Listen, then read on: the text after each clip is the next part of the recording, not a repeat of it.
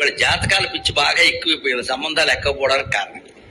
చేతులు మూతులు గోతులు చూసేస్తున్నారు. ఇంకా మా పెళ్లిళ్ళు మా పెద్దల పెళ్లిళ్ళకి ఎప్పుడు ఇన్ని జాతకాలు చూడటం మేము చూడాల. అంటే వదిలించి తగ్గించుకోవడమేనండి దాన్ని. ఎంతసేపు ఇది? ఇప్పుడు మీకు మాకు కుజ దోషం, అజ దోషం, మొత్తం పుట్టుకే దోషం. ఎక్కడ అక్కడి నుంచి నక్షత్రాలు, ఇది కుదరదు అది కుదరదు, ఎన్ని రకాలు పెట్టుకుంటున్నారో సెంటిమెంట్లు. ఇంకా పెంచేవాళ్ళు పెంచేస్తున్నారు. ఇంకా కొన్ని దోషం ఉన్నవాడు దోషం ఊరుకుంటాడు, అక్కడికి వెళ్ళి పూజ చేయించమంటాడు. నాకు అర్థం కాదు, అంత పెద్ద గ్రహ దోషం ఈ పూజతో పోతుందా? ఇది మన నమ్మకం. అందుకని నన్ను ఎవడో కుజదోషం ఉన్నవాడు మొన్న ఎప్పుడో ఫోన్ చేసి అడిగాడు, ఏడాది క్రితం అడిగాడు, కుజదోషం ఉంది ఏం చేయమంటారు? లేదని జాతకం వేరే రాయించుకొని చెప్పాను. నిజంగా కాపురం గురువులు, గురుగ్రహాలు, శుక్రగ్రహాలు చేయిస్తాయండి. నాకు అర్థం కాదు. మనుషుల మనస్సులను ఏం చేస్తున్నారు? దాంపత్య బంధం, ఆలోచన, అవగాహన ఏం లేదా? గ్రహాలు కాపురం చేయిస్తాయా? ఇక్కడ ఏదో ఇక్కడ మొత్తం గ్రహాలన్నీ మన కోసమే ఇక్కడ కూర్చున్నట్టు, ఇక్కడ పనే లేదు వాటికి. అవి అనంత కోటి బ్రహ్మాండంలో భాగంగా తిరుగుతూ ఉన్నాయి. అందులోంచి కొన్ని కిరణాలు నీ మీద పడతాయి. నీ మీద ఉండే ప్రభావం ఎంతయ్యా?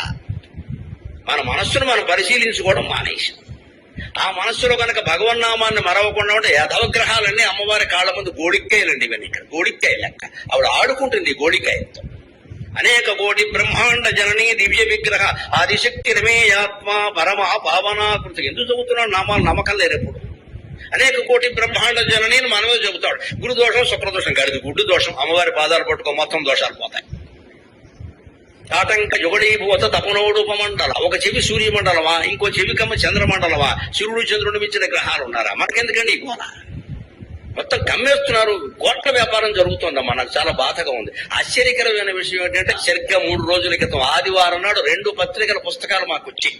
ఒక పత్రిక, 2 వారపత్రికల్లో జాతకాలు ఎలా ఉన్నాయి చూసారు. Quite different. ఆశ్చర్యం. ఇక్కడ నా జాతకమే వారఫలాల్లో ఒకటి రాసింది, ఇంకోటి కలవట్లా. అంటే ఈ వారంలో నాది మారిపోయిందా? ఏది నిజం అనుకోవాలి నేను? ఇక్కడ అదే నక్షత్రం, అదే జాతకం, ఒక వారఫలాలు ఒక పత్రికలో ఒకలాగా ఉన్నాయి, ఇంకో వారపత్రికలో ఇంకోలా ఉన్నాయి.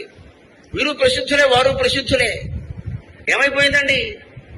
ఎంత విచిత్రమైన మాయ జరుగుతుందమ్మా. జాతకాల పేరు మీద, వాస్తుల పేరు మీద మనసులు పాడు చేసేస్తున్నారే.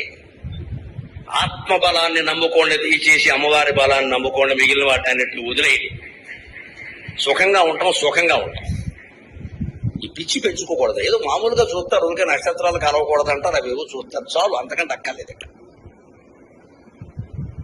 విపరీతంగా పెంచేసుకుంటున్నాం మనం. డబ్బులు ఖర్చు అయిపోతున్నాయి, మనశ్శాంతి ఉండలేదు.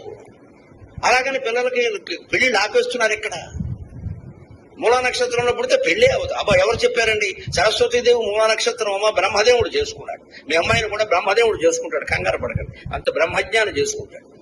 మూలా నక్షత్రం ఏమైనా శని నక్షత్రం? ఎలా చెప్పేస్తారు? పలానా నక్షత్రం శని, పలానా నక్షత్రం ఐశ్వర్యం. నక్షత్రాలను బట్టి ఉంటాయా? ఇంత చేస్తే వైజ్ఞానికంగా ఆలోచిస్తే అవన్నీ గోళాలు. అక్కడ వాటి నిండా మట్టి, హీలియం, వాయువులు తప్పితే ఏం లేవు అక్కడ. అంత ఆలోచించాలా దీని గురించి?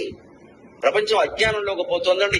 ఇది హిందూ ధర్మం కాదు, దయచేసి గ్రహించండి. ఉపనిషత్ ధర్మాన్ని మనం పాటించాలి. అసలైన పరమాత్మను నవ్వుకోవాలి. ఈ గ్రహాల్ని గోడిక్కాయలే కదా. ఇక్కడ ఇవన్నీ వెంటనే ఆవిడ చక్రం తిప్పేస్తుంది. ఇలాగా మనం తలుచుకుని శ్రీమాత్రే నమః అనే మంత్రాన్ని మానకుండా, ఏ భేదము లేకుండా అందరూ మనస్సులో చెప్పిస్తే అన్ని దోషాలు పోతాయి. మొత్తం ఎవ్రీథింగ్ ఈజ్ ఆల్ రైట్. ఆవిడ ఎలా అనుకుంటే చదరంగంలో పావులు మార్చినట్టే మార్చేస్తుంది. ఈ కుజు దోషం ఎట్రా గాయత్రి కుజుడు నేను కనిపించాను నువ్వు అని చెప్తుంది. భగవంతుని మీద అచంచలమైన విశ్వాసం ఉండాలి. ఈ మట్టి గోడాల మీద కాదు, విశ్వాసం ఉండాల్సింది. అప్పుడు మనం ఆత్మబలంతో, అమ్మవారి బలంతో ఎదుగుతామంటే అది ముఖ్యమా? ఈ బలం ముఖ్యమా? ఇక్కడ మనిషి బలహీన పడిపోవడం తప్ప దాని నుంచి బయటపడగలగాలి.